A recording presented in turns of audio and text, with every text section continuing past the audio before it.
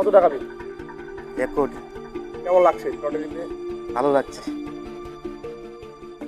মাত্র 105 টাকার টিকিট কেটে কোটিপতি হয়ে গেলেন গঙ্গারামপুরের এক পরিযায়ী শ্রমিক। শুক্রবার দুপুরে লটারির টিকিট মিলতেই খুশির হাওয়া ছড়িয়ে পড়ে তার পরিবার ও এলাকা জুড়ে।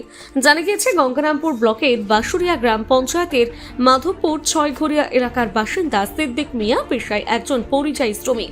সংসারের আর্থিক টানাপোড়েন মেটাতে তাকে দীর্ঘদিন ধরে মুম্বাইয়ে কাজ করতে যেতে হয়। বাড়িতে রয়েছে তার স্ত্রী, 3 কন্যা সন্তান এবং মা বাবা। গত 1 মাস আগে বাড়ি ফিরেছেন সিদ্দিক। শুক্রবার সকালে বাজার করতে এসে সিদ্দিক মিয়া 105 টাকার একটি রাজ্য লটারির টিকিট কেনেন।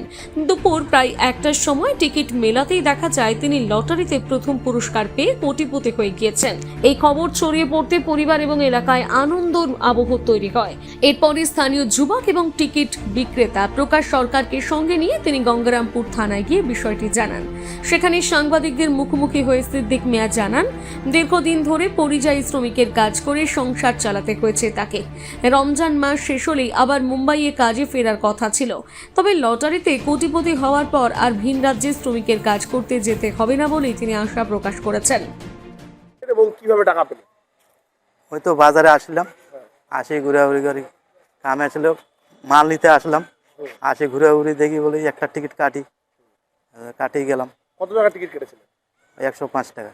105 টাকা। তারপরে তারপরে হয়ে গেল। রেজাল্ট মিলিয়ে কি দেখলেন? রেজাল্ট মিলিয়ে গেছে। কত টাকা বিল? 1 কোটি। 1 কোটি। এত টাকা পেলেন, এবার কি করবেন এই টাকা দিয়ে?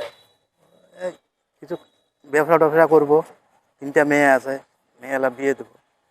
আগে কোথায় থাকতেন, কি কাজ করেন? আর বোম্বাই থাকতাম। পরিযায়ী শ্রমিকের কাজ করেন? হ্যাঁ। এখন এই আর যাবেন তো সেখানে? যাইতো যাবো না। যাবেন না? না, এই বাড়িতে কাজ করবেন? বাড়িতে কাজ করবো।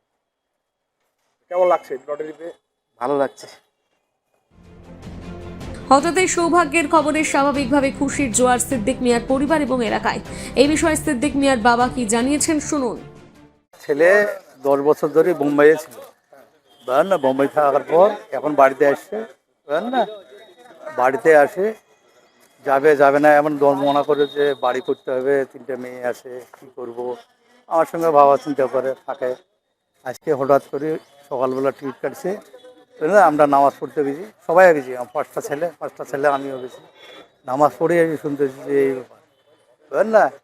যাই ওকে বললাম, আরে তুই টিকিট কাটেছিস? বলে হ্যাঁ টিকিট কাটেছি। বললাম না, টিকিটটা মেলে এলাম, তখন লেগে গেছে।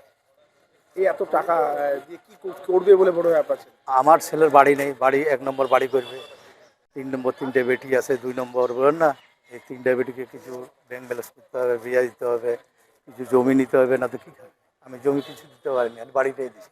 10 শতক মাটি বাড়ি, 5টা ছেলেকে 10 শতক দিচ্ছি। আর আমার একটা মেয়ে, 5টা ছেলে একটা মেয়ে। কেমন লাগছে লটারি? না, ভালো লাগতো, আনন্দ লাগতো। গঙ্গারামপুর থেকে বিশেষ প্রতিবেদন, নিউজ টুডে।